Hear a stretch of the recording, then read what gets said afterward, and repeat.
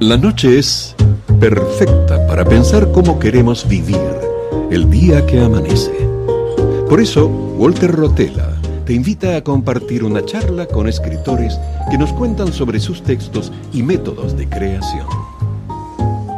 A partir de este momento, abrimos la cafetería de Oriental en Café y Palabras.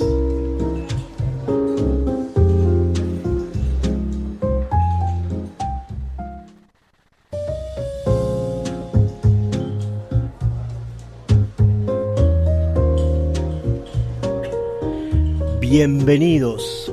Ingresamos al espacio-tiempo de Café y Palabras, donde cada sorbo inspira una nueva conversación. Estamos en Oriental 770 AM. Nos pueden escuchar también vía internet por la web de Radio Oriental, accediendo a la pestaña Radio en Vivo. El programa se transmite en vivo este sábado 21 de febrero de 2026, justo cuando arranca el día y se encienden las palabras de la mano de un café.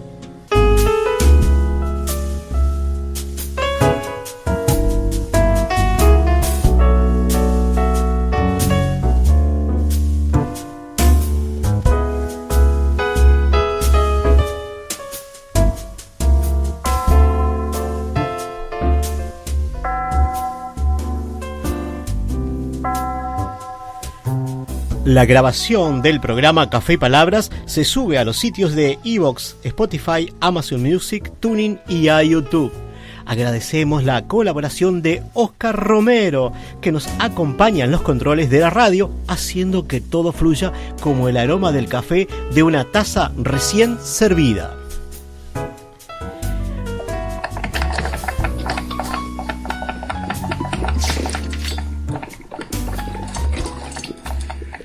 Nos contactan por mensajes al 092-770-770 y a este programa lo pueden seguir por la red social Instagram, @Café y Palabras 2025.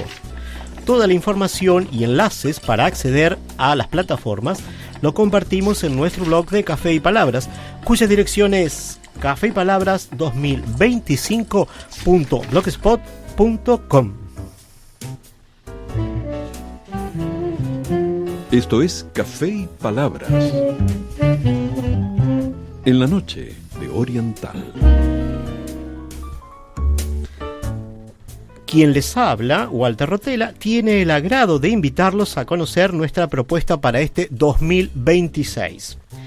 El programa se renueva y para ello se suman nuevos actores, nuevos columnistas y un par de espacios más en esta media hora de extensión de la salida al aire. Sí, pues Café y Palabras va en vivo los sábados a partir de las 0 horas y hasta la 1:30 de la madrugada por Oriental 770 AM.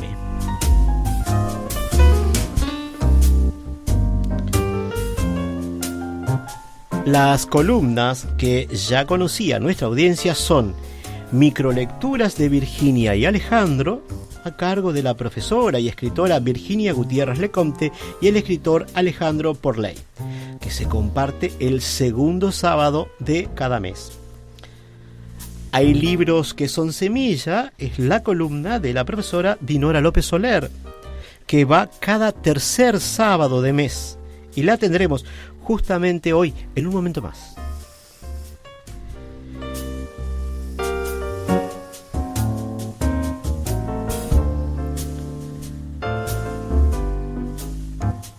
Y este año tendremos cada primer sábado la columna Con Aroma a Libros a cargo de la licenciada en Psicología Viviana Rosenbit. Y cada cuarto sábado nos acompañará el profesor de enseñanza media y licenciado en comunicación Gastón Sosa Michelena con su columna El cine de ayer y de hoy.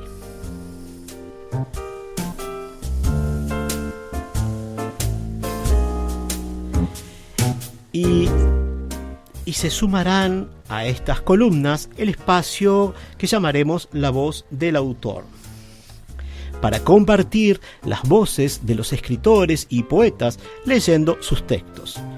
En nuestro blog compartimos la invitación a todos aquellos escritores que deseen enviar sus audios. Allí están las bases para enviarlos.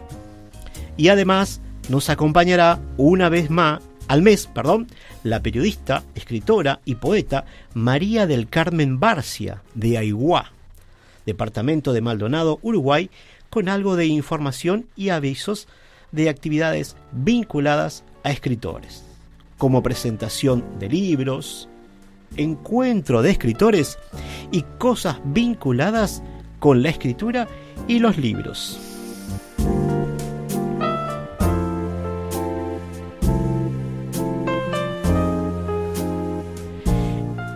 Y sobre el final del programa, la columna Análisis Literario de la Biblia.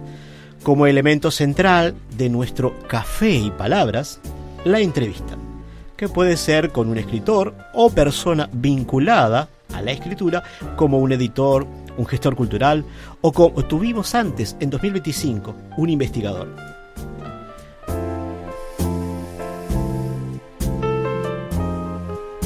Muchas gracias por aceptar nuestra propuesta de comunicación en este 2026. Saludamos especialmente a todos aquellos que siguen nuestra cuenta en Instagram o de YouTube, a los que se van sumando al blog y a cada una de las plataformas por donde se retransmite Café y Palabras. Y le damos la bienvenida a aquellos que por primera vez nos escuchan por Oriental 770 de amplitud modulada. Los invitamos a comentar por mensajes desde donde nos escuchan, qué medios usan para oír el programa. Si oyen el programa en vivo, pueden enviar mensaje al 092-770-770. Es importante para nosotros saber que están allí, del otro lado, compartiendo este espacio de comunicación.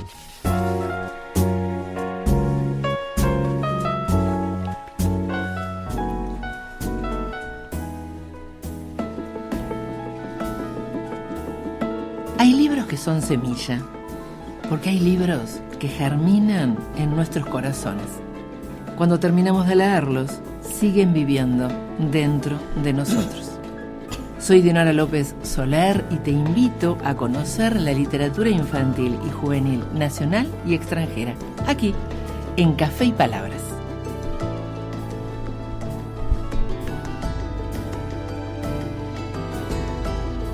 Bienvenida, Dinora, qué placer que nos acompañes con tu columna en este inicio de Café y Palabras del 2026. El placer es mío, Walter, muchísimas gracias. Un gusto además, gracias por aceptar la columna en el 2025, gracias por renovar la confianza en el 2026. Felicitaciones por la extensión del horario, porque sí, más allá justamente de lo que implican las movidas de horarios y lo extenso da a que vale la pena Café y Palabras darle más tiempo, en definitiva, ¿no? La verdad que sí, y bueno, es de lo que estaba hablando el padre Fabián Robert en su programa de hoy, el tema de la confianza, ¿no? Mantener la confianza, renovar la confianza a través del tiempo.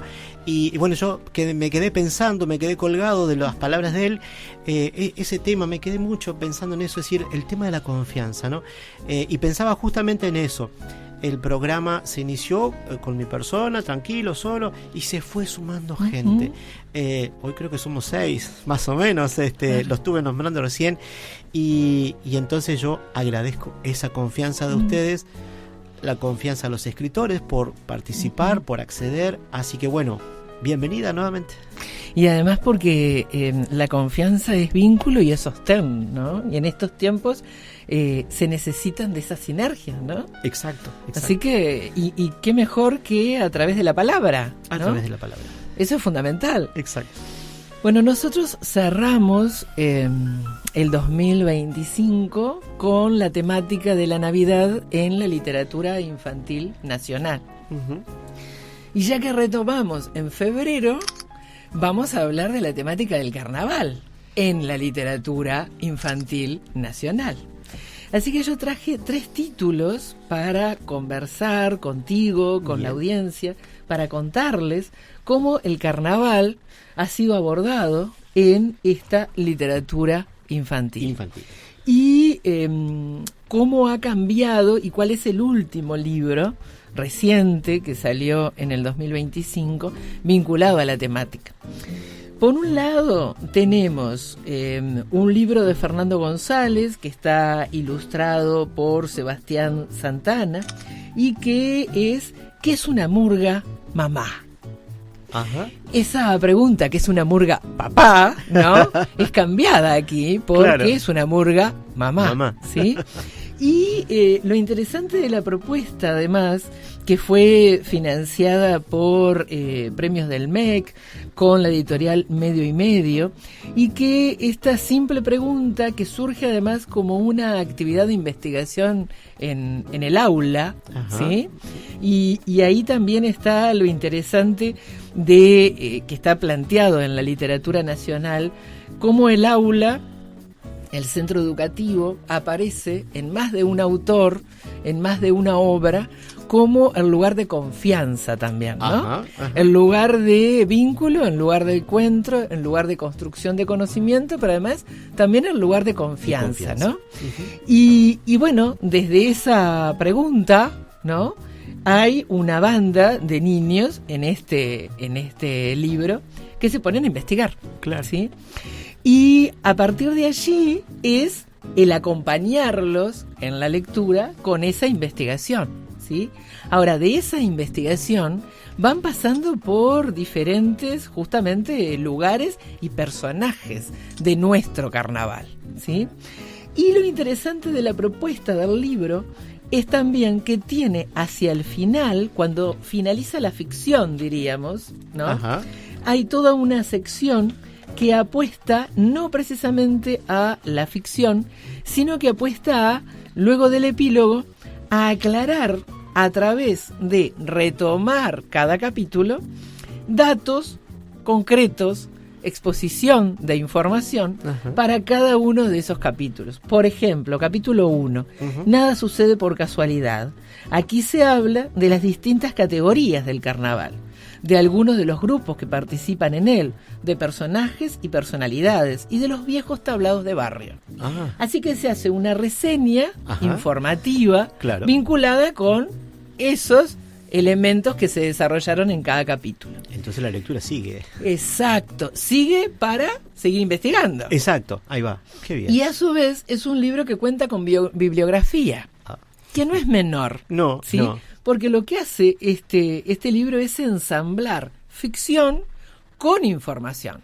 Y también, al dar una bibliografía, es darte caminos para que sigas investigando, ¿sí? Claro, claro. Y también es interesante porque los autores están diciendo, consultamos fuentes.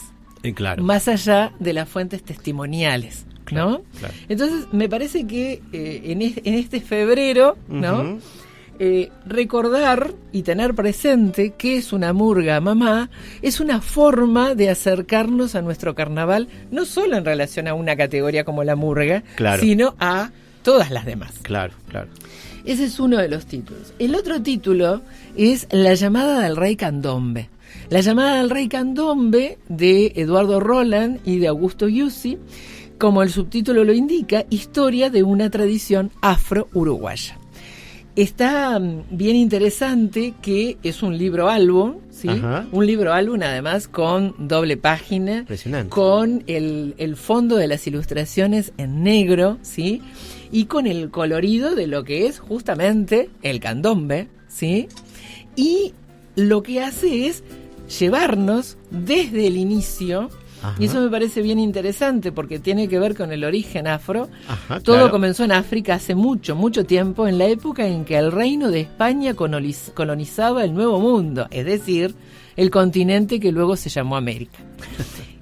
Esa forma lingüística con la que arma el comienzo Eduardo Roland está diciendo mucho desde el punto de vista de lo histórico. Sí. Y desde la postura histórica de quien está escribiendo. Claro. Así que pensemos que es un libro álbum en donde el texto es en menor cantidad que el anterior, pero sin embargo hay mucho para desmenuzar. Para reflexionar, ¿sí? También, claro. Exacto. Claro. Y con toda la muestra de ilustración que hace Augusto Iuzzi, en donde nos va llevando por el colorido, pero también va acompañando cada uno de los momentos hasta llegar a cuando estamos en Barrio Sur y por lo tanto en 1956, Barrio Sur y Palermo, ¿sí? Donde hace una mezcla entre ilustración, pero también rasgos propios de fotografía, ¿sí? Claro. ¡Qué trabajo! Entonces, exacto. Y bueno, y luego va mostrando, ¿sí?, cómo fueron surgiendo los grupos lubolos en nuestro país y cómo se integran, en definitiva, cuáles son los integrantes, ¿no? ¿Y eso para qué edad más o menos, Dinora? La llamada del Rey Candombe está en la colección de Planeta Junior. Ajá. Y como bien lo dice en la contratapa, los más pequeños, ¿sí?, son los primeros destinatarios. Pero también los adultos, porque se van a encontrar con información, claro, con colorido para disfrutar, y con un libro que es desde los más pequeños hasta los 99, en definitiva, ¿no? Perfecto, entonces. Y el último, que es el más reciente, tiene otro enfoque, pero justamente es el de Rosa. Y estamos hablando de Rosa Luna, ¿sí? Uh-huh. Pero lo interesante de esta propuesta, que es el texto de Leonardo Cabrera y las ilustraciones de Julia Cerveñaski, y estamos hablando de Alter Ediciones, lo interesante de esta propuesta es que es Rosa Niña, ¿sí? Ajá. No es Rosa Luna todavía. Claro. Ni siquiera va a ser Rosa Luna cuando finalice la historia. Es la Rosa Niña, claro, que descubre su atracción por el candombe. Qué interesante. Digo, ver ese principio, esa iniciación, si se quiere. Exactamente. Claro. Y a su vez es interesante acompañar la infancia de Rosa. Claro. La infancia de sufrimiento. Sí. La infancia de precariedad, uh-huh, la infancia de vulnerabilidad, uh-huh, la infancia de una niña que tuvo que salir a trabajar tempranamente, que pasó muchas necesidades, uh-huh, que fue discriminada, uh-huh, ¿sí?, de diversas maneras. Claro. Y todo ese entorno de lo dañino está muy bien marcado desde el punto de vista simbólico. Simbólico a nivel de lo lingüístico y simbólico a nivel de lo visual. Y tiene que ver con un personaje, ¿sí?, que es el buncho. Y para ella el buncho, justamente cuando aparece por primera vez el buncho, es cuando con su madre van a ofrecer a la puerta de una casa comida que hacían, ¿sí?, pasteles, y le cierran la puerta en la cara. Y entonces ella dice, una de esas tardes oscuras de lluvia fue la primera vez que Rosa vio al buncho. Se habían alejado del barrio y llegaron a una casa de la que nunca antes habían ido a golpear, con una puerta blanca y un llamador de bronce reluciente con forma de mano de mujer. La madre de Rosa dio 3 golpecitos y esperaron. La puerta se abrió. Después de un rato que a Rosa le pareció larguísimo, apareció una señora muy alta con un lindo vestido largo. ¿Qué quieren?, dijo. La madre de Rosa levantó la tapa de la caja para que viera las tortas fritas. Sin decir nada más, la mujer cerró la puerta de un golpe, que retumbó como un trueno. Mientras caminaban de regreso al conventillo, Rosa le preguntó a su madre si ella también lo había visto. ¿Sí vi qué cosa? Rosa recordaba unos ojos de algo que flotaban muy por encima de la cabeza de la mujer, como envueltos en un remolino de tul, de humo, de tinta. Nada, dijo Rosa, nada, mamá. Ese buncho que se instala en la primera instancia de discriminación que reciben, uh-huh, la va a ir acompañando y se va a ir acrecentando. Y el buncho no es solamente la discriminación, el buncho es también todas las limitantes a su desarrollo. Claro. Y el buncho, a partir de ese momento, va a ir cobrando presencia a nivel de la ilustración. Uh-huh. Y va a estar representado en la cartera de otra señora que va a ir a quejarse al colegio. y va a estar representado en las diferentes escenas que recortan a los lugares a los que va a empezar a trabajar Rosa a tempranísima edad. Claro. Infancia que no puede disfrutar de ser infancia. Claro, sí, sí. Por ese sufrimiento, por ese tener que Exacto. trabajar y demás, ¿no? Exacto. Claro. Y va a estar representado también en la propia vida familiar Claro. de Rosa. Qué interesante. ¿Sí? Y va a estar acompañándola y permanentemente. Y el trabajo que hace en la ilustración Julia Cerveñansky es fenomenal a nivel simbólico. Claro, ¿sí? claro. A nivel simbólico de cómo va acompañando al lector a desmenuzar todas las implicancias que tiene ese buncho. Claro, claro. Pero justamente cuando ella presencie las primeras, ese grupo de llamadas, Ajá. es cuando ella va a descubrir, ¿sí?, su atracción, ¿sí? Y es cuando ella va a dejarse llevar por el movimiento, a dejarse llevar, en definitiva, por la música. La música. Y a partir de ese momento no hay buncho. Entonces es muy interesante, tiene muchas capas de sentido este libro, tiene una pluralidad de posibilidades de interpretar, no es cerrada la historia, Claro. cierra muy bien, o sea, o por lo menos cierra desde el punto de vista de lo cronológico en el despertar de Rosa. Vos sabés que es para mí es muy fuerte el tener esta oportunidad de que tú comentes este texto sobre este personaje a quien tuve la oportunidad de conocer siendo yo niño. La audiencia quizás no sepa, pero yo vivo acá desde el 92, pero mucho antes vine varias veces a Uruguay desde el 71 más o menos, y en una de las últimas veces pude ver a Rosa Luna bailando. Exacto. Entonces o vi al grupo Pareceres después con los años que me habían regalado un cassette. Entonces hoy tener la oportunidad de conocer esa historia de esta manera, ilustrada, trabajada, es muy fuerte para mí, porque es ver otro aspecto de algo que me gustó, que me llamó la atención, que conocí algo de la historia, y entonces es muy interesante, así que muchas gracias por traernos favor. esta historia. Yo, además, tenemos que agradecer que la literatura infantil se siga nutriendo Claro. de nuevas voces, de nuevos escritores, de nuevos ilustradores, que los editores confían Sí, en nuevos escritores y nuevos ilustradores, y que además pongan en nuestra literatura infantil este tipo de historias también. Porque Rosa es Rosa, pero además, como todavía no es Rosa Luna, ajá, es tantas otras Rosas que pasaron, o que quizás siguen pasando, sí, por situaciones parecidas a estas de sufrimiento, de discriminación, todas las luchas hasta llegar a claro, poder llevar adelante lo que le dio sentido a su vida. claro. ¿Y cuántas infancias hay que pasaron por obstáculos o están pasando por obstáculos para encontrarle un sentido a su vida, a su vocación? Claro. Entonces, yo te agradezco, y además tenemos que agradecer eso, ¿no? Me parece, porque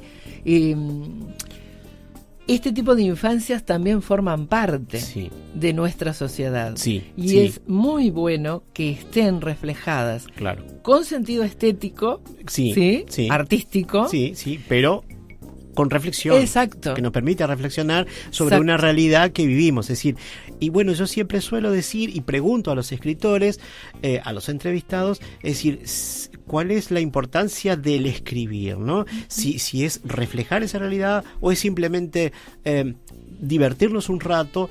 Y bueno, esto nos dice que ambas cosas, ¿no? Es decir, sí, pasar un buen momento de lectura y demás, pero además reflexionar. Y que la reflexión llegue al más chico, Total. acompañado del adulto. Total. ¿No? Y bueno, nosotros como adultos leyendo eso, también reflexionamos quizás acercándole, tú decías en una de las primeras intervenciones, cómo esta lectura para niños, la mirada primero era del adulto que elegía el texto, y entonces ahí hay una lectura acompañada, el niño con el adulto, y el primero que elige es el adulto. Claro. Y le vamos incentivando quizás, ¿no? Exacto. Y acá se da eso. Y además, no, estos creadores no escatimaron en plantear la tristeza y el sufrimiento. Claro. Es decir, no esquivaron el dolor, porque el dolor formó parte. Sí, ¿sí? de la porque el escritor, justamente Leonardo Cabrera, me decía cuando lo conocí en la Feria de Libros y Grabados del año pasado, me decía, investigué mucho para llegar a depurar este texto, ¿sí? Pero había aspectos que no se podían sacar de esa historia. Claro, claro. Y a su vez también es interesante la presencia del conventillo, Sí. lo que implica el conventillo, Sí. lo que es ese tejido humano, social, Muy particular. ¿sí? Muy particular, y tejido justamente en el sostén. Claro, ¿no? claro. Y claro. cómo hay otras presencias, ¿no? Otras personas, hay una anciana muy particular que la habilita a Claro. empezar a bailar ella, no a imitar, ¿sí? Lo que están haciendo Mira. las bailarinas en Claro. ese desfile, ¿no? Qué interesante. Entonces es bien interesante porque en definitiva la estructura de la salida del héroe, ¿sí? Ajá, sí. Que está en todas las historias, también está acá implícitamente. Claro. Es decir, Rosa hace diferentes caminos, ¿sí? Y en esos caminos va encontrando ayudantes y oponentes. Claro, ¿sí? claro. Y encuentra justamente ayudantes que la habilitan a autodescubrirse, en definitiva, ¿no? Y además es bien interesante que el mundo adulto, que forma parte del buncho, Ajá. en muchos aspectos quede fuera de la historia y no tenga rostro propio, porque en definitiva no se merece a que tenga una identidad y un rostro, ¿no? ¿Qué detalle? ¿No? ¿No? Ahí va, Entonces, qué detalle. claro, porque en definitiva están moviéndose por parámetros de prejuicios. Exacto. Entonces, ¿para qué darles un rostro? Un rostro. ¿no? Hay mucho para leer entre líneas, Claro. tanto en lo lingüístico como en lo visual, en Rosa, de Leonardo Cabrera y de Julia Cerveñansky, Alter Ediciones. Qué impresionante, como siempre, Dinora, unas lecturas muy interesantes que siempre nos llevan a investigar. Bueno, en este caso, ¿no? El carnaval. El carnaval, ¿no? Es decir, en su momento hablamos de Navidad y Exacto. cómo también los escritores uruguayos, los escritores para niños o para jóvenes, que se fijan en esa temática Tal y cual. que nos trajiste en esa oportunidad. Así que bueno, muchísimas gracias Muchas por gracias a ti. participar de Café y Palabras en esta inicio de 2026.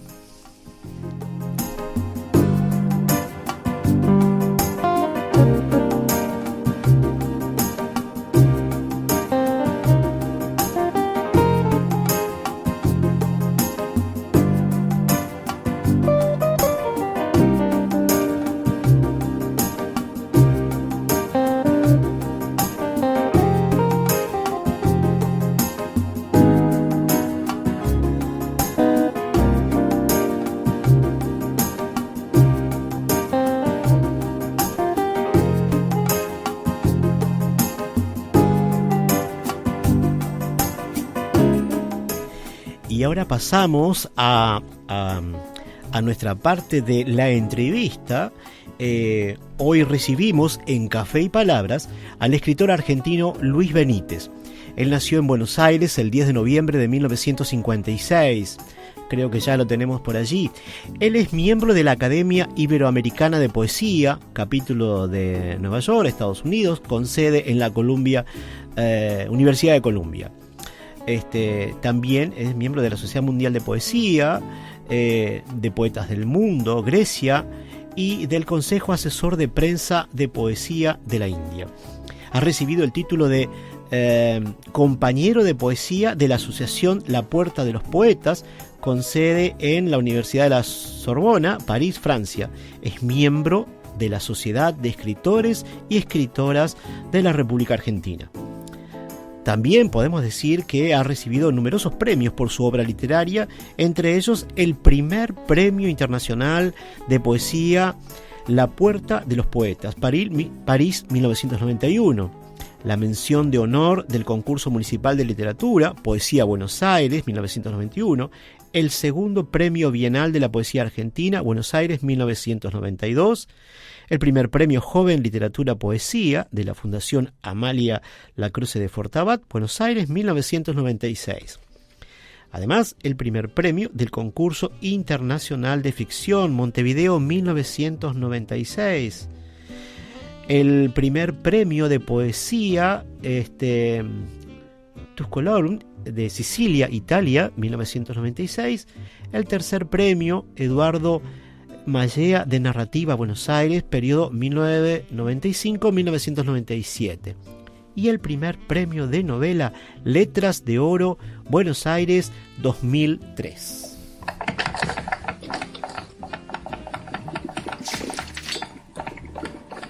A muy temprana edad comenzó a escribir y compartir, y dos ejemplos son El alfiler, que es un cuento escrito a los 12 años, y también La rata verde, cuento escrito por la escuela en la época de la escuela secundaria, con el que ganó un concurso.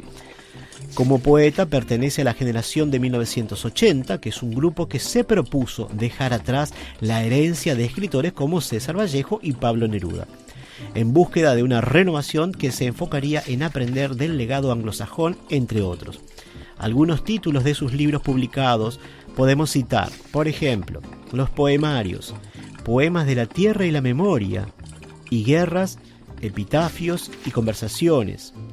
El ensayo, Jorge Luis Borges, La Tiniebla y la Gloria. Y el drama, 18 whiskies. Pero contemos que Luis Benítez lleva publicados más de 40 títulos, no solo de poesía, sino también cuento, novela y ensayos literarios.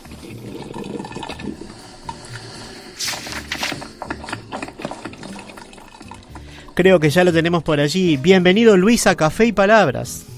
Buenas noches, Walter, te agradezco muchísimo esta generosa entrevista y bueno, un gran abrazo para vos, para tus compañeros de la emisora y para toda la audiencia de Café y Palabras.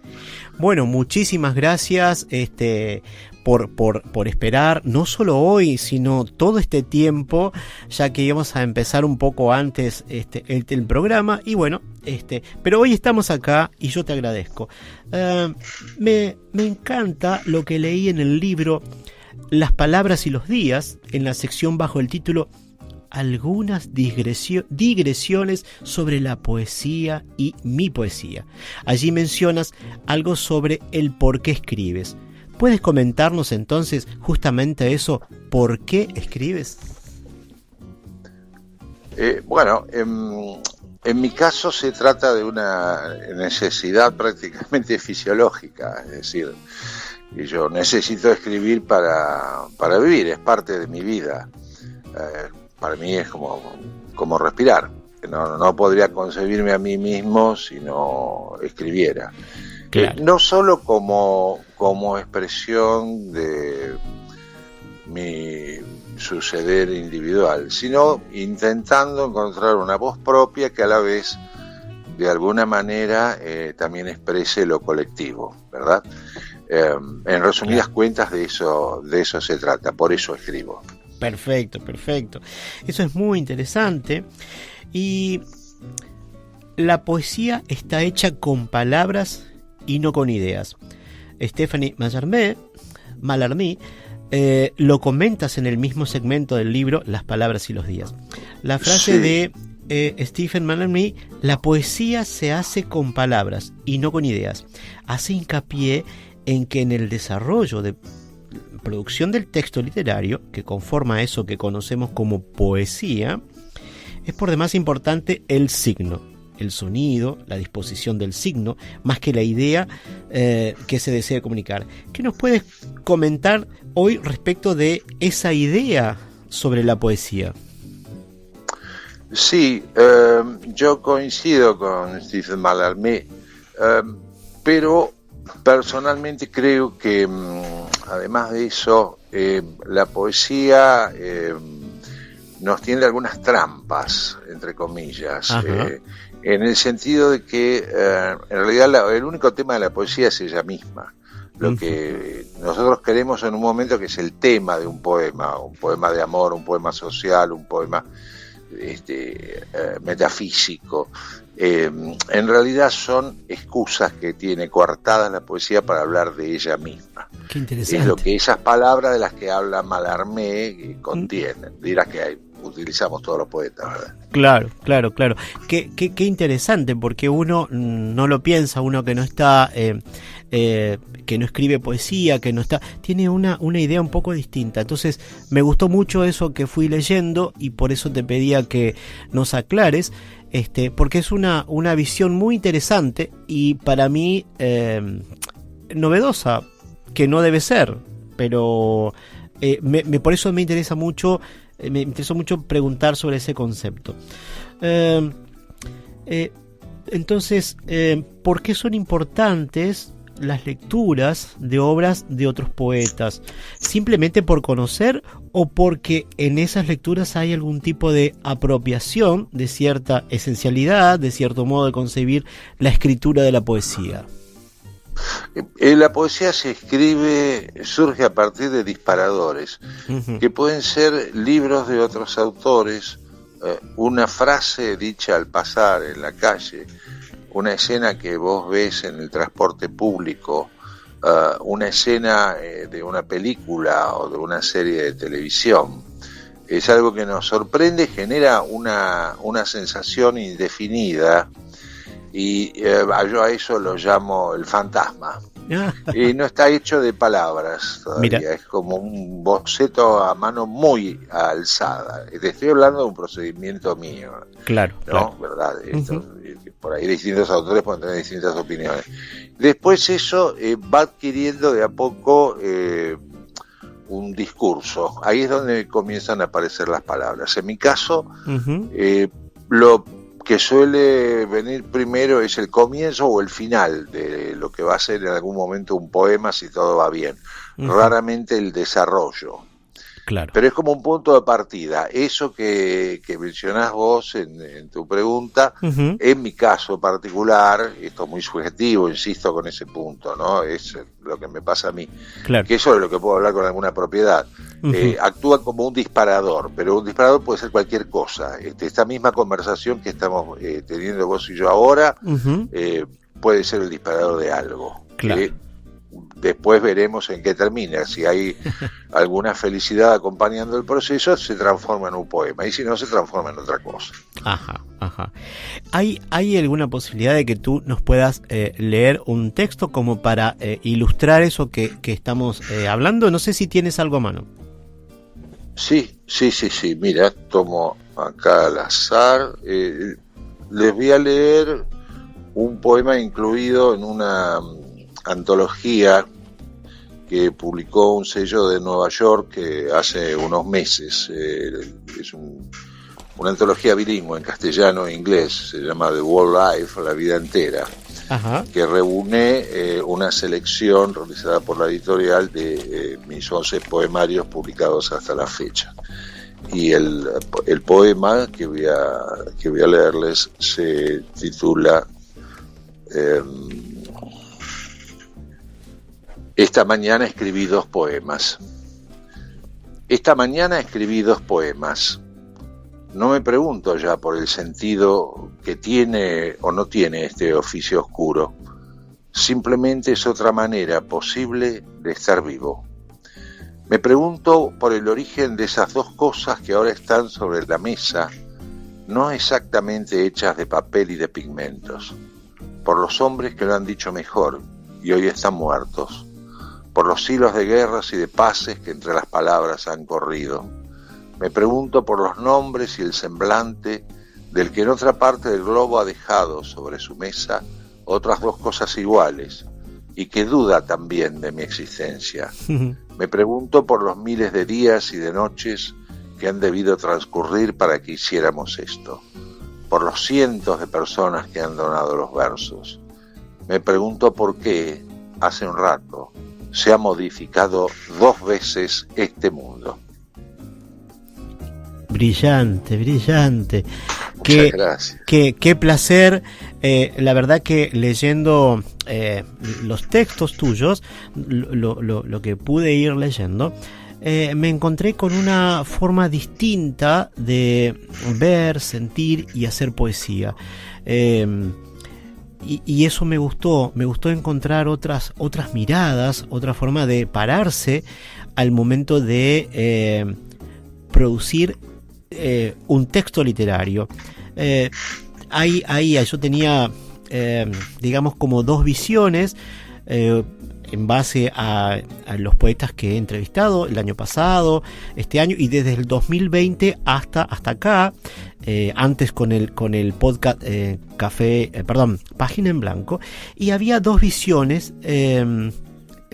Los poetas que tenían formación universitaria, formación en letras, y los otros poetas, y había una diferencia en dónde pararse al momento de escribir y de pensar poesía, de sentir poesía. Y tú planteas una tercer vía que yo no conocía, así que ha sido muy interesante hasta ahora poder leer tus textos y tus reflexiones, porque no solo escribes poesía, sino que además trabajas investigas trabajos de otros, escribes narrativa, y entonces eso a mí me pareció muy interesante. En un artículo publicado en el sitio web de la librería Escaramuza, de acá de Montevideo, Uruguay, escaramuza.com.uy, redactado por el escritor, crítico y docente uruguayo Roberto Aprato, recientemente fallecido, él expresaba: escribir poesía no es fácil, porque no depende solo de la imaginación, sino de la conciencia del lenguaje. Si no se la tiene, si no se la reinventa cada vez, se balbucean palabras que no significan nada, o que dicen lo que uno no quiere que diga. ¿Qué opinas sobre esto? ¿O qué puedes agregar, puesto que te refieres a este tema en la sección del libro Las palabras y los días, bajo el título Algunas digresiones sobre la poesía y mi poesía? Pues yo coincido plenamente con lo manifestado por Aprato. Realmente sí, es así. Uh-huh. Agregaría que también tiene que ver con la experiencia de vida que uno ha tenido, que es la otra universidad, ¿verdad? Claro. De alguna forma nuestras vivencias, nuestra historia personal signa nuestra escritura, porque es alguien, un ser humano, el poeta, quien le escribe. Uh-huh. Pero lo interesante para mí es buscar, además de una voz personal, una voz que pueda ser compartida por otros. El lector realiza una suerte de trabajo de traducción. Ajá. Cuando lee o escucha a un poeta. Es decir, si tú en una sala tienes a 50 personas escuchando a alguien que lee poesía, ajá, bueno, ahí tienes 51 poemas que difieren en mayor o menor medida. Lo traducimos a nuestros códigos personales. Claro. Y yo creo que esa es una riqueza por demás interesante, ¿no? Vaya que es sí. Un efecto multiplicador. Sí, claro. Si bien nos has comentado por qué escribes, sería interesante que nos puedas decir para quién escribes. Si es que hay alguien. Yo trato de escribir para todas las personas, de una manera en la cual alguien de otro país que no ha pasado por las mismas experiencias que yo, ajá, pueda sentir una suerte de identificación y realizar esa traducción a la que me refería antes. Claro. Julio Cortázar decía que él cuando escribía para sí mismo, que no pensaba en alguien que lo iba a leer. Yo creo que no. Ajá. Que no es así, inclusive en el caso de Cortázar, de mi compatriota, ajá, porque inevitablemente uno escribe para el otro. Claro. Uno escribe para el otro. Uh-huh.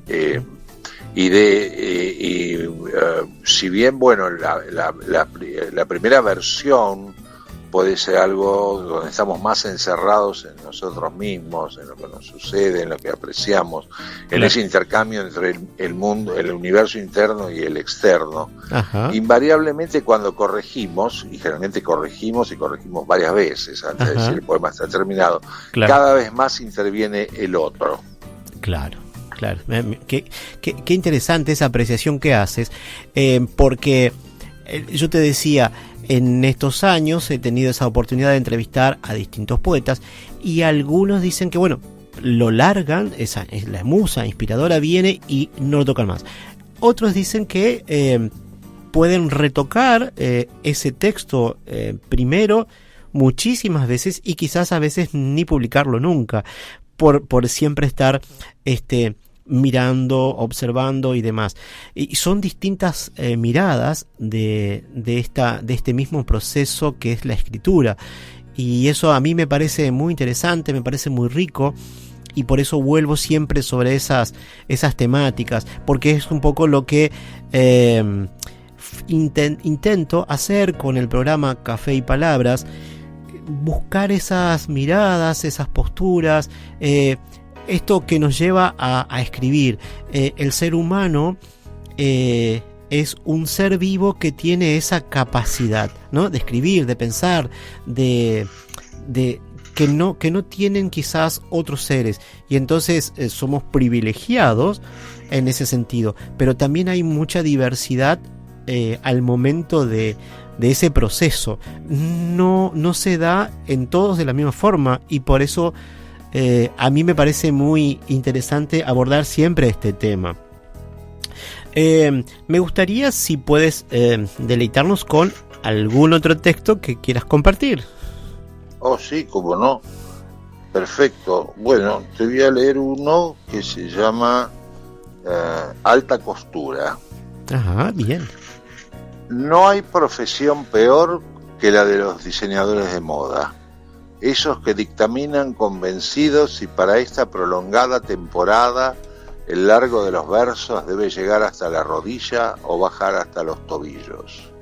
Sus agrias maniquens desfilan luego por todas las pasarelas disponibles, semejantes a enormes frutillas, un gran salmón encarnado trastabillando sobre altísimos zapatos, o parecidas a ridículas cacerolas vueltas abajo, listas para el prometido aplauso de la repetida, tediosa novedad.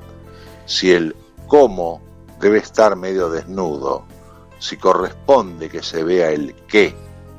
Sus creadores aseguran que de haber sido invitados, Homero y T.S. Eliot dirían, está bien, y casi ninguno vacilará en aceptarlo. En todo asunto, el dictado de la moda es la peor cosa de este mundo. Realmente yo me quedo impresionado al leer y hoy a escuchar tus textos, porque este texto ya lo había leído, y es muy distinta tu poesía de la que me ha tocado leer en estos años, y entonces me gusta porque es diferente, nos propones una cosa distinta, y eso es muy rico, eso es muy rico.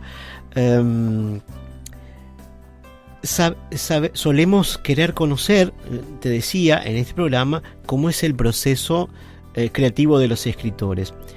En tu caso, ¿cómo se da ese proceso a la hora de escribir poesía? Porque asumo que es diferente al momento de escribir ensayos, novelas o teatro, que también escribes, ¿no? ¿Puede ser? ¿Está bien?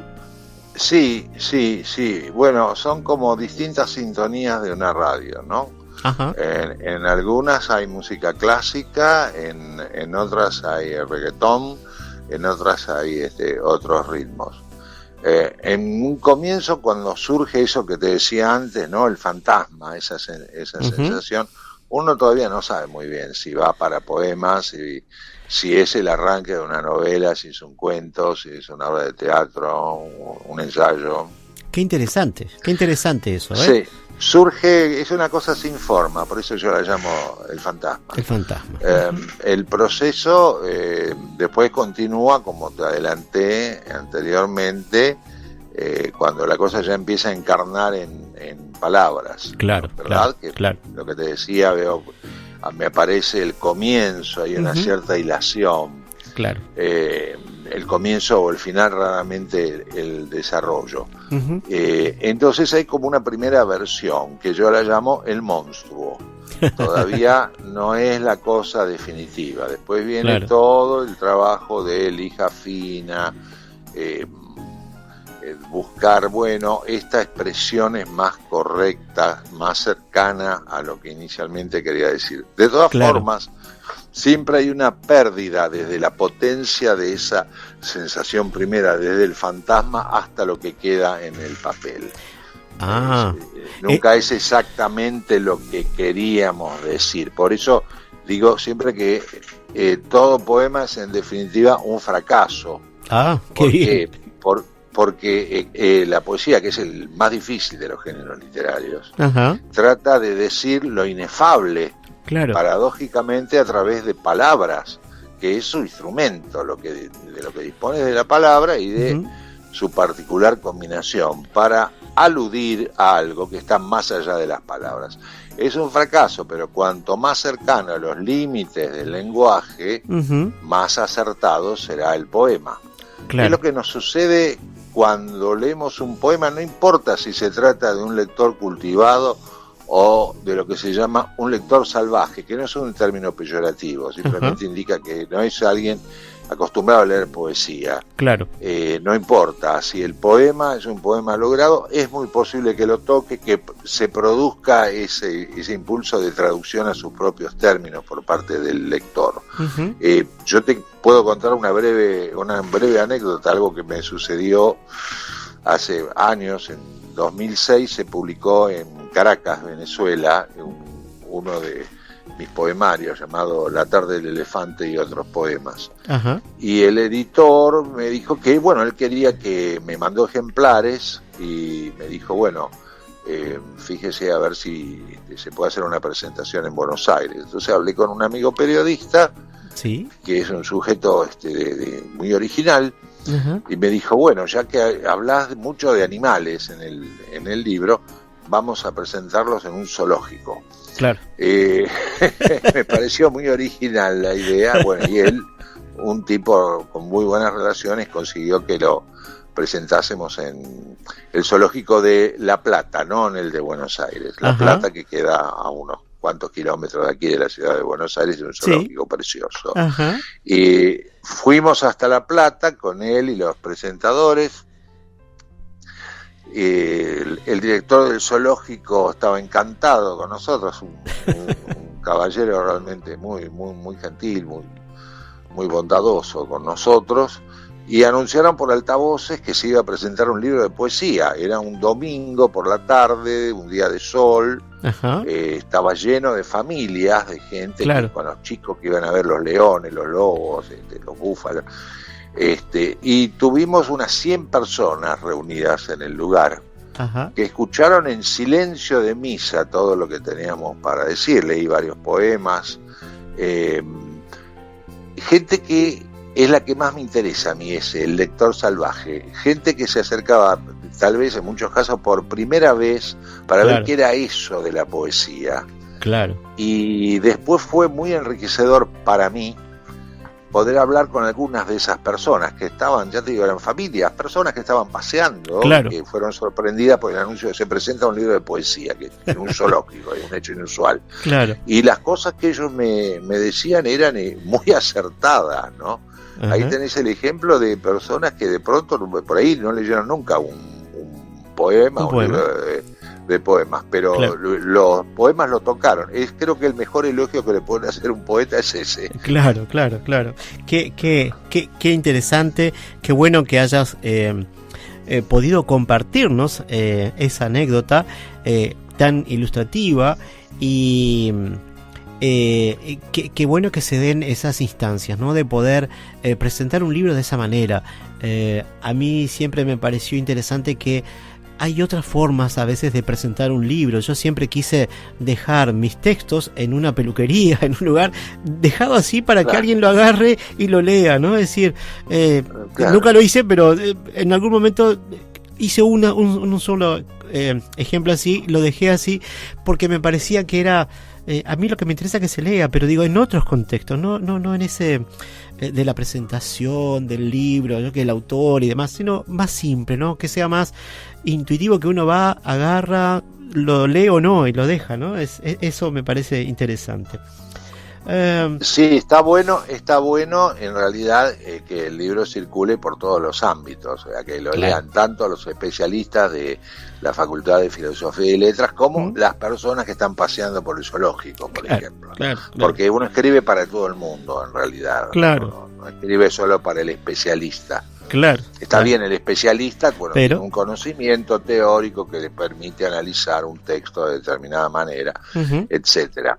Pero la otra persona que dice, a ver, ¿qué es esto de la poesía? A ver, ¿qué es lo que me van a hacer escuchar? También te puede hacer un aporte valiosísimo por lo que siente.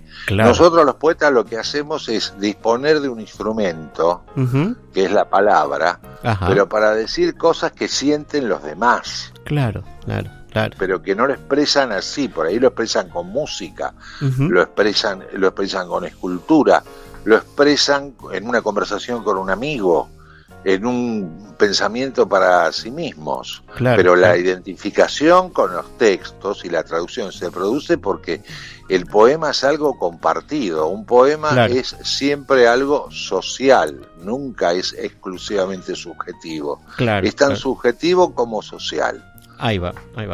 Justamente eso es interesante respecto de lo que te voy a preguntar ahora. Es decir, siendo que el signo es lo importante a la hora de escribir poesía, ¿qué pasa al ser traducido el texto? ¿Qué pasa con la musicalidad de las palabras, con el ritmo, con eso que se plasmó en la lengua en que originalmente fue escrito el poema?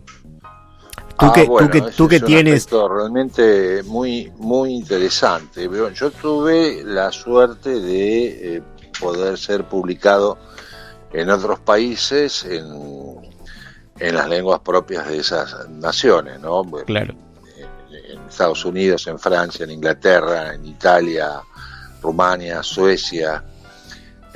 Y yo soy muy respetuoso del trabajo del traductor. El traductor en Europa es considerado un coautor. De hecho, cobra regalías como las que cobra el autor del libro, lo cual me parece muy justo, porque afronta una tarea muy difícil, que es llevar un texto de una lengua a la otra. Cada idioma tiene un espíritu propio. Lo difícil es del espíritu del español llevarlo al espíritu del rumano, del inglés, del francés, etcétera, lo cual se puede hacer con mayor o menor fortuna. Siempre se dice, y creo que lleva razón, que la poesía es el más difícil de traducir de todos los géneros literarios, porque siempre hay que sacrificar algo, el sentido o la forma, en mayor o menor medida. Pero bueno, lo que llegue al otro de lo que uno escribió en su lengua materna, en este caso en el mío, el español, conserva mucho del espíritu original. No hay otra forma. Hasta que todos hablemos en Esperanto, por ejemplo, hablamos en Esperanto, eso no va a ser posible. Yo he tenido la fortuna enorme de tener muy muy buenos traductores y traductoras, y ya te digo, yo respeto mucho el trabajo de ellos, gente que trabaja de manera muy minuciosa. Recuerdo el caso cuando me tradujeron al sueco, la traductora es una excelente traductora, María Naas se llama, y ella me explicó que a diferencia de la plasticidad y ambigüedad que tiene la lengua española, que ella domina a la perfección, el sueco es un idioma muy preciso, casi matemático. Entonces me mandó un cuestionario de 50 preguntas sobre claro, sobre el libro que estaba traduciendo, y hizo un trabajo. Yo después se lo di a personas que sí saben sueco. Yo del sueco no sé absolutamente nada. Claro. Y me dijeron, no, es un muy, muy buen trabajo. Me dijeron, claro. Es un excelente trabajo, y aparte la conocían a la traductora. Me dijeron, no, Mariana Haas es una excelente traductora. Así que, ya te digo, tuve mucha suerte. Claro. Mucha suerte. Claro. Dices en un escrito que estuve leyendo que Dylan Thomas expresó y dejó como legado la comprensión de los alcances de la metáfora funcional bien entendida. La noción de que en poesía se debe intentar expresar dos cosas en una, tres Sí. en dos, y también uno de los mejores consejos que un poeta de su estatura podía darnos a todos los primerizos. ¿Qué piensas al respecto? Bueno, yo tengo una relación de profunda admiración por Dylan Thomas. Él fue mi maestro. Uh-huh. Yo encontré, siendo muy joven, en el año 75, todavía era un autor inédito, y yo publiqué mi primer libro en 1980, Ajá. Poemas de la Tierra de la Memoria. Yo encontré, leyendo a Dylan Thomas, el camino para buscar una voz personal que me fuera propia, que trabajo que estoy todavía, ¿no? Eso es una cosa inagotable. Claro. Pero fue la lectura de los poemas reunidos de Dylan Thomas, publicado aquí en ediciones Corregidor por Elizabeth Connor Cromwell, que le demoró 3 años en traducirlo. Thomas es un poeta muy, muy difícil de llevar al español, a cualquier otra lengua, uh-huh, porque justamente dice varias cosas en un solo verso, claro, lo que él afirmaba. Uh-huh. Él tiene una frase que a mí me abrió los ojos también. Me dijo, fundamentalmente, amen las palabras. Era un consejo para otros poetas, y yo lo tomé al pie de la letra. Al pie de la letra, sí, hay sí. que amar las palabras. Ajá. Qué interesante, ¿no? Porque tú trabajas justamente leyendo tus textos, justamente eso, ¿no? Es decir, eso que de decir dos cosas en una, tres en dos. Leyendo tus textos yo fui encontrando eso, esa búsqueda del cual él habla. Yo lo pude ver reflejado en tus textos, esa búsqueda, ¿no? Y eso me habla de mucho trabajo en cada texto, distinto de lo que te decía de estos otros poetas que dicen, bueno, me llega la musa, la inspiración y no lo toco más. En tu caso hay un trabajo permanente, entonces es una mirada diferente a la hora de esta creación, ¿no? Eso me gustó mucho.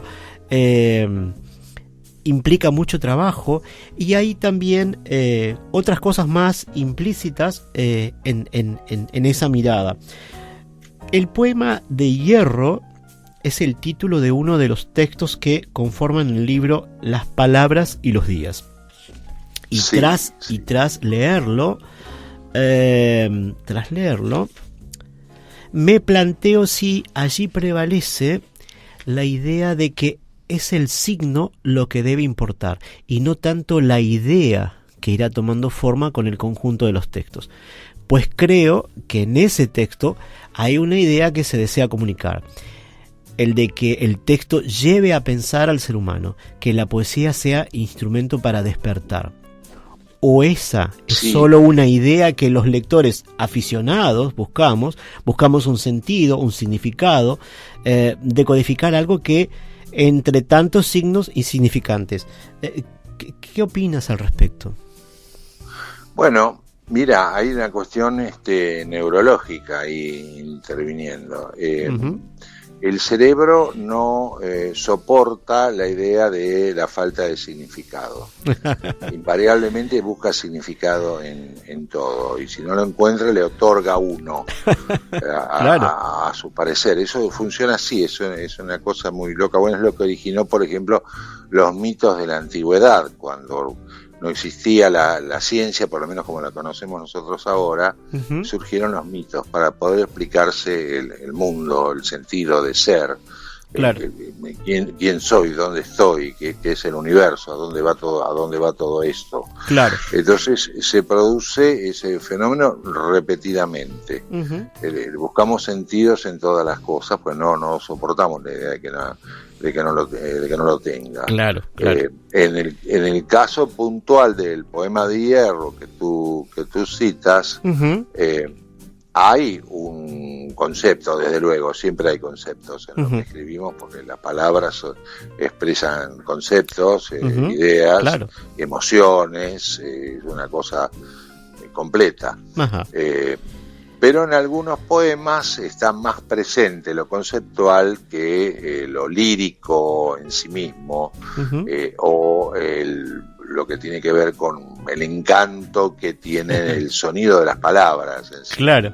Muchas veces nos olvidamos que la palabra consiste en un significado, un significante, que es el grafema, pero también un sonido. Claro.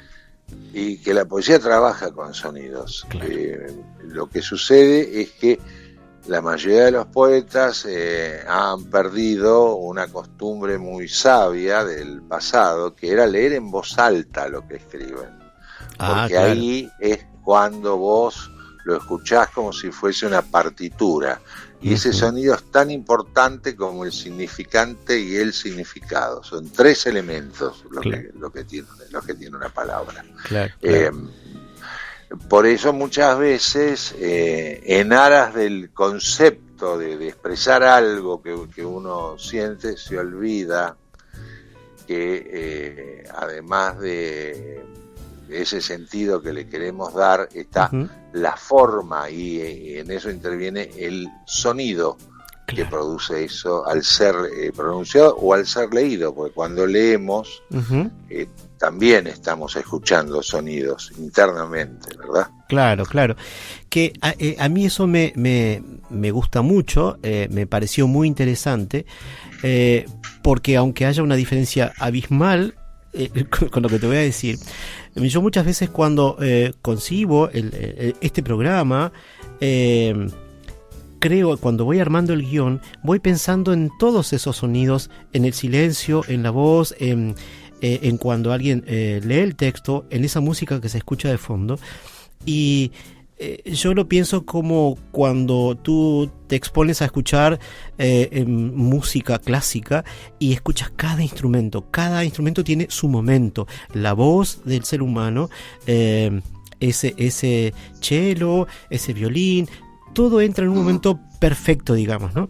Entonces, a mí me gusta pensar que este programa tiene sus momentos, tiene sus sonidos, sus silencios, sus cosas, y entonces esa música de fondo, me gusta mucho eso, pensar de esta manera, ¿no? Es decir, cuando voy pensando el programa, está muy lejos, como te decía, de concebir un texto para poesía, por ejemplo, ¿no? Pero me gusta pensar desde ese punto de vista.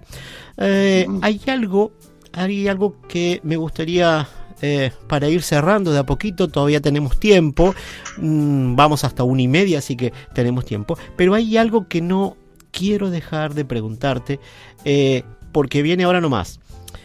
¿Podrías contarnos algo sobre el documental de la cineasta Ileana Gómez Gavinosa? No sé si lo pronuncio bien. Sí, perfecto. Es que se llama Luis Benítez, Pretérito y Presente de la Memoria, el cual se estrena el 26 de febrero. No, el sábado 28 de febrero a las 18:30. Bien. Acá en Buenos Aires, en el Centro Cultural Mar de Fondo, en la calle Julián Álvarez al 1200. Sí, es un mediometraje, dura 50 minutos, es lo que ahora se llama una biopic, ¿no? Donde se mezclan, lecturas mías, sí, y las opiniones de poetas argentinos, narradores, algunas de mis editoras y algunos críticos que han publicado ensayos sobre mi obra poética. Esto es un fruto de la generosidad y el talento de Ileana Gómez Gavinosa, que es una cineasta argentina premiada mundialmente, que es además jurado en varios concursos internacionales con una extensa trayectoria. Ajá. Que me planteó inicialmente hacer un largometraje. Ajá. Que se llamó Luis Benítez y el mundo de la poesía. Ajá. Eso se filmó entre el 23 y 2024 y se estrenó aquí en Buenos Aires en el Cine Gaumont, en el centro de Buenos Aires.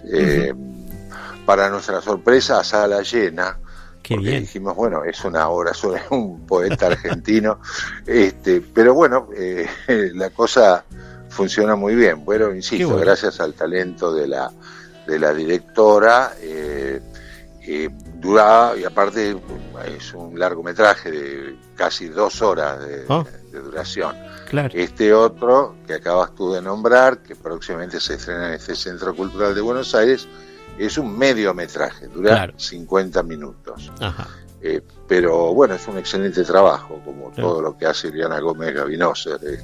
Y yo me siento muy honrado, realmente, porque además, te digo que desgraciadamente, pese a la cantidad de autoras y autores que tenemos en Argentina, es muy poca la documentación fílmica que hay sobre ellos. Claro. De hecho, por ejemplo, una cosa muy de lamentar es que grandes poetas argentinos que ya no están entre nosotros, prácticamente no hay grabaciones, no hay mucho menos películas hechas sobre ellos. Claro. Eso es una pena porque, bueno, ya no están. Claro.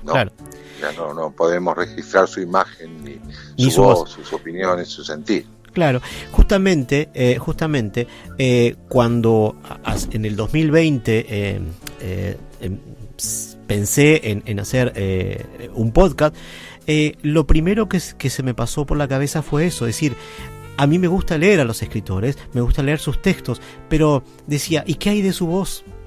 Porque no siempre tenemos esa oportunidad de escuchar un registro fonográfico, ¿no? Entonces me propuse eso, pero me propuse trabajar de repente con escritores que no son muy conocidos y demás, y de a poquito fue creciendo. 5 años de llevar adelante el podcast, hice un registro de unos 50, 60 escritores, y eso me gustó.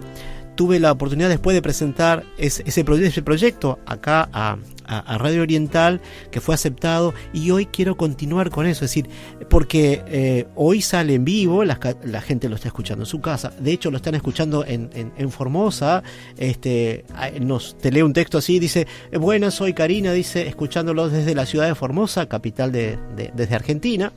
Y dice, paso a dejar mis buenos deseos para el programa, para el conductor y para todas las personas que hacen posible que este producto salga al aire en vivo, como nuestro operador que está acá muy amablemente acompañándonos.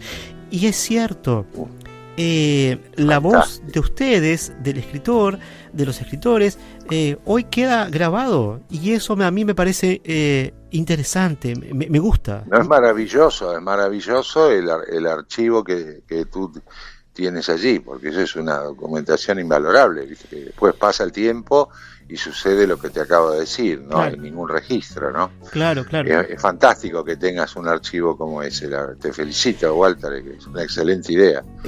Claro, porque es decir, uno después, nos pasó con una escritora que ya la voy a tratar de nombrar en un momentito más, que teníamos pautado una segunda entrevista y no va a ser posible. Hoy les vamos a rendir entonces un pequeño homenaje antes que cierre el programa. Antes de cerrar ya esta entrevista, te voy a preguntar si tienes alguna nueva obra por publicar en el mediano o corto plazo. Mira, estoy trabajando con un nuevo poemario. Ajá. Lo que sí está al salir en el otoño es una suerte de antología de 3 poetas en Miami, en Florida. Ajá. De Estados Unidos, y se llama Three Voices Across 3 Continents, o sea que podemos traducirlo como 3 voces a través de 3 continentes. Uh-huh. Es una publicación de un sello estadounidense llamado Raintree Press, que incluye poemas míos del poeta inglés David Thompson y del estadounidense Ronnie Lane. Es un volumen de 500 páginas y mi parte es de 100 poemas, con la versión en español y la traducción a la lengua inglesa. Los poemas de Thompson y de Lane van directamente en inglés. Claro. Yo estoy muy agradecido al editor, realmente. Ese es lo próximo a publicarse ahora en nuestro otoño, muy pronto. Pero son poemas, es una antología de 100 poemas míos, 100 de Thompson y 100 de Lane, que forman un volumen de 500 páginas.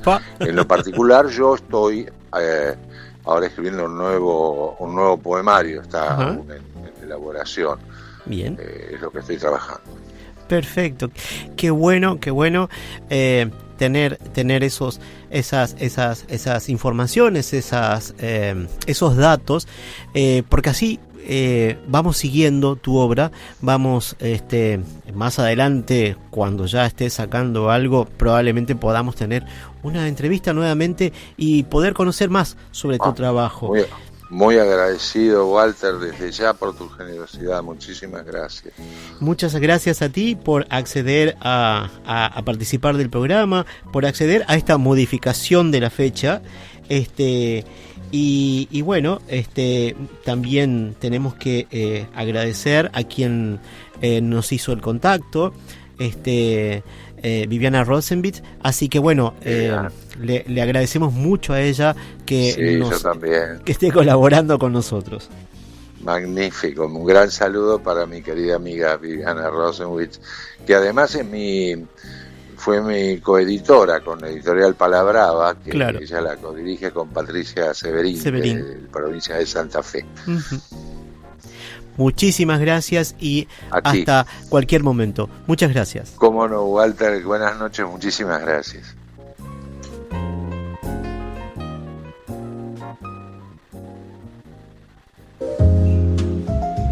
Usted está escuchando Café y Palabras en la noche de Oriental.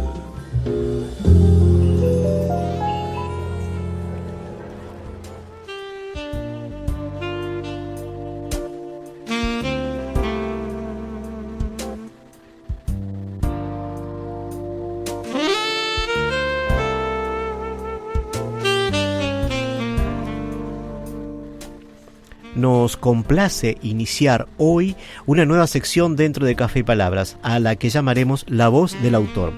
Como dijimos al inicio, en nuestro blog estamos comunicando desde el año pasado esta iniciativa de difundir las voces de los escritores leyendo sus textos. Es una continuación de lo que hicimos en el podcast La Voz del Autor durante un año en tiempos de pandemia. Les sugerimos visitar el blog para obtener más información de cómo enviar los audios. Hoy escucharemos los audios del escritor Rodrigo Miguel Quintero y de la escritora Estela Maris Ponce, ambos de Argentina. Cuando nuestro señor operador disponga, largamos al aire esos audios. Este cuento forma parte del Plan Universal. Ediciones Patagónicas 2011. La forma. No había logrado descifrar el origen aún de tan extraña perfección geométrica. Circular, con cuadrados a los costados y unas maderas raras que no cumplían una función muy clara. Sin ir más allá, no había mucho que pudiera decirse de tal creación. No conforme con eso, empezó a investigar. Pensó que quizá podía ser un objeto, parte de una pirámide, un metal precioso o el fragmento de un ovni. Pasaron meses. Su estado empeoraba. Sin control de su vida, sin trabajo. Nadie iba a visitarlo. Se sumergió hondo en una investigación. Pasaba despierto día y noche, con la casa hecha un asco. Despertaba más piedad que gusto. Con el tiempo llegó no a interesarse por nada. Se desvivía por ese extraño objeto a un punto preocupante. No dormía, no comía, no salía. se estaba consumiendo. Estaba rozando la locura. Un día, desesperada, llegó su novia. La imagen le impactó. Intentó hablarle, no respondía. No tenía retorno. Despertó curiosidad cuando el vaho empezó a sentirse. Una vecina afirmó a la policía que la forma extraña y perfectamente geométrica, circular, con cuadrados a los costados y unas raras maderas que no cumplían una función muy clara, venía de otro mundo o mundo paralelo, cuyo origen era desconocido, resultó ser nada más y nada menos que una mesa.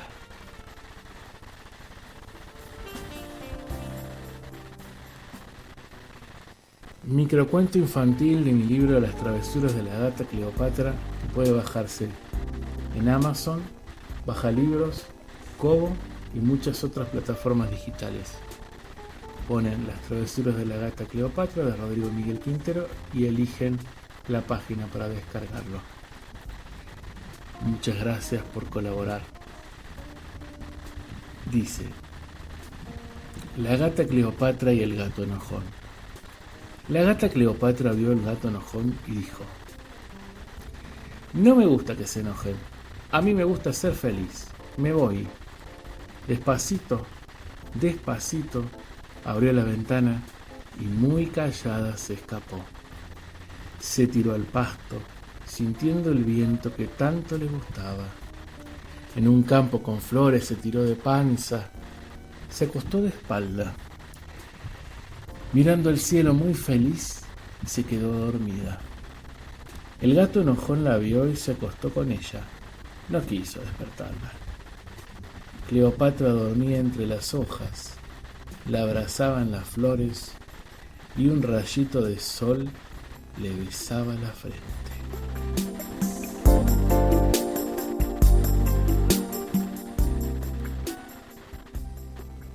Hola, soy Estela Ponce de Concordia, Entre Ríos, y voy a compartir un poema de mi último libro, El hogar de la Vía Láctea, publicado recientemente en Editorial Palabrava de Santa Fe.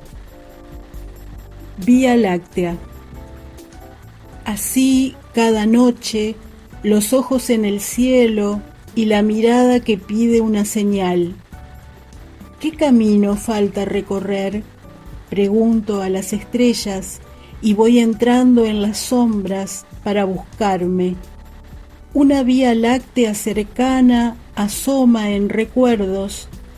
El camino de leche, de campo y ordeñe, en la historia de familia materna, se une, por azar o misterio, a la vía láctea estelar. Una galaxia en espiral atravesada por una tenue banda de luz blanca. Millones de estrellas que no se distinguen de a una alumbran en conjunto lo propio, lo familiar. Parecen decir que origen y destino se suceden en las genealogías cósmicas y del corazón. ¿Qué mapa trazado en las constelaciones para andar este camino blanco? Somos apenas puntos perdidos en el espacio infinito que vacilan entre la luz y la oscuridad. We are stardust, we are golden. Sí, somos polvo de estrellas, somos de oro. Y tenemos que regresar al jardín, al alumbramiento primero, cuando nos dieron la luz para preservar ese fulgor. ¿Somos acaso una fina lluvia dorada, salpicaduras lácteas, como en la mitología la leche materna que la diosa Hera esparce de su pecho cuando amamanta a Hércules y crea la Vía Láctea? Pero de nada vale llorar sobre esa leche derramada. El azar ubica el brillo en dirección al núcleo. Resplandecemos cuando logramos disipar las sombras, cuando emprendemos el viaje hacia el origen. Muchas gracias.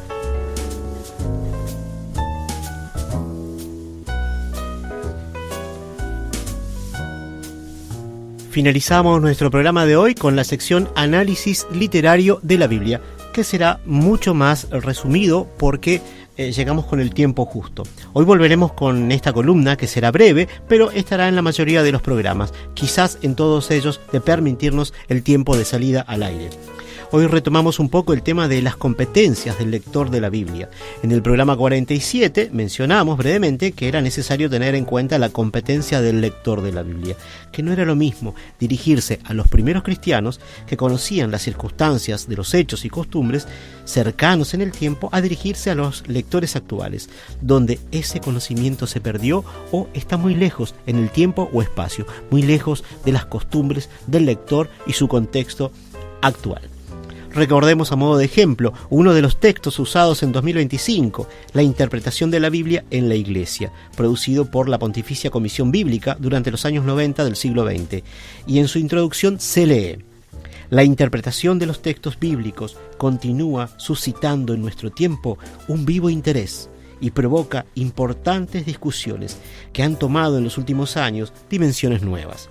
Dada la importancia fundamental de la Biblia para la fe cristiana, para la vida de la Iglesia y para las relaciones de los cristianos con los fieles de otras religiones, la Pontificia Comisión Bíblica ha sido invitada a expresarse sobre este tema.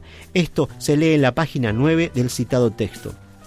Continuaremos con más aportes en los próximos programas, esperando sea del interés de nuestra audiencia.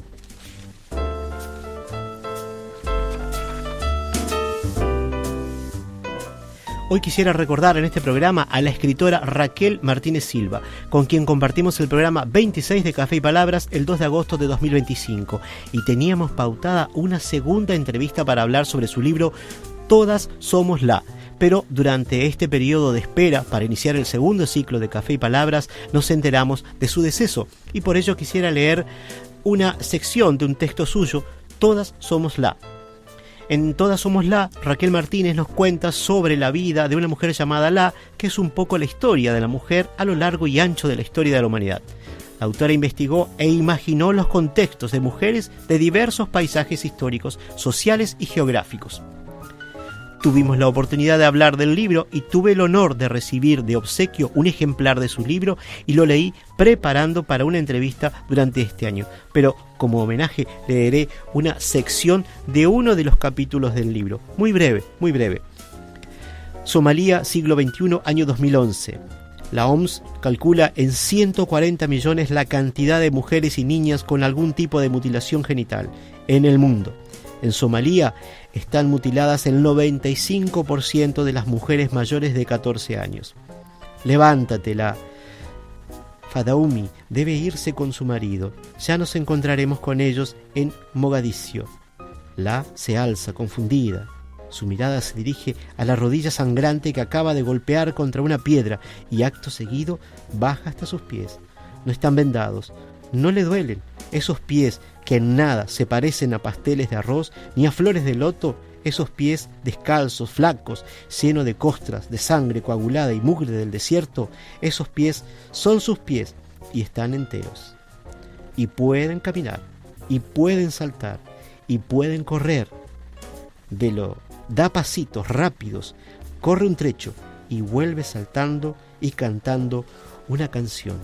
Un breve párrafo, poca cosa, de Todas somos la, de Raquel Martínez Silva, una escritora que tuvimos la oportunidad de compartir durante el año 2025. La semana próxima recibiremos al escritor uruguayo Facundo Méndez. Con 19 años de edad, publicó hasta el momento La poesía como medicina hacia el amor, El Palacio del Universo, Perdido en el Cosmos, Más que un juego, es el último libro publicado, y en la sección de la columna recibiremos al profesor licenciado Gastón Sosa Michelena con su columna El cine de ayer y hoy.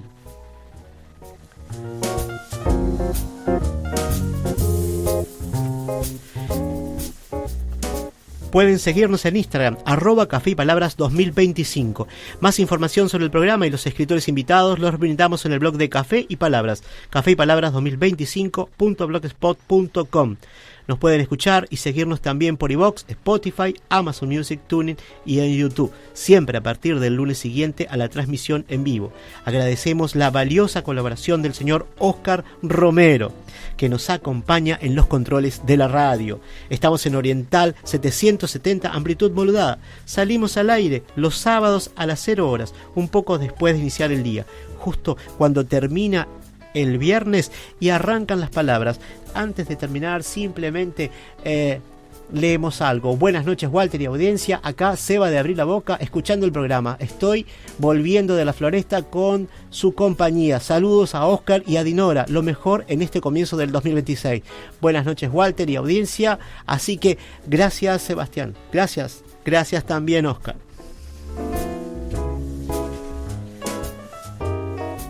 Y gracias, Dinora, por acompañarnos en este primer programa del 2026.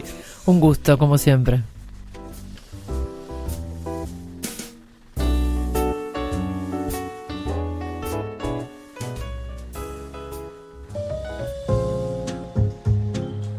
El café se terminó y las palabras se van apagando de a poco.